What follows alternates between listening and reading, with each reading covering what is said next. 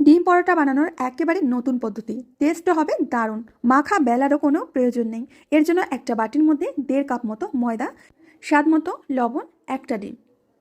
এবার উষ্ণ গরম জল দিয়ে একটা ব্যাটার তৈরি করতে হবে। ব্যাটারটা একেবারে স্মুথ করে তৈরি করবে। জলটা একবারে না দিয়ে অল্প অল্প করে দিলে ব্যাটারটা একেবারে স্মুথ হবে। একটা বাটির মধ্যে ডিম ফাটিয়ে নেব। ডিম এখানে দিচ্ছি আমি 4 থেকে 5টি। এবার এর মধ্যে স্বাদ মতো লবণ, কেটে রাখা সবজি, আর দিয়ে দেবো কিছুটা ধনেপাতা কুচি আর পালং শাক কুচি। সব কিছু খুব ভালো করে মিশিয়ে নেব।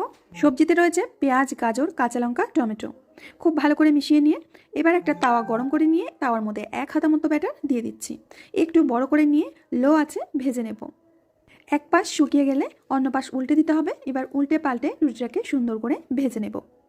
এবার একে একে সবকটি রুটি ভেজে নিয়ে ওই তাওয়ার মধ্যে দিয়ে দেবো বাটার। বাটারের পরিবর্তে তোমরা ঘি বা তেল দিয়েও করতে পারো।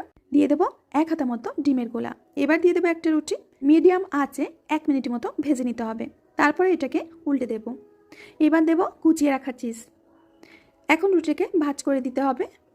ভাঁজ করে এপিঠ ওপিঠ একটু ক্রিস্পি করে ভেজে নিতে হবে। এই পরোটা খেতে কিন্তু দারুণ টেস্ট। একবার হলেও বাড়িতে ট্রাই করবে। আর রেসিপি ভালো লাগলে অবশ্যই লাইক, কমেন্ট, শেয়ার করবে। আজ এখানে বিদায় নেব। আবার আসবো নতুন রেসিপি নিয়ে।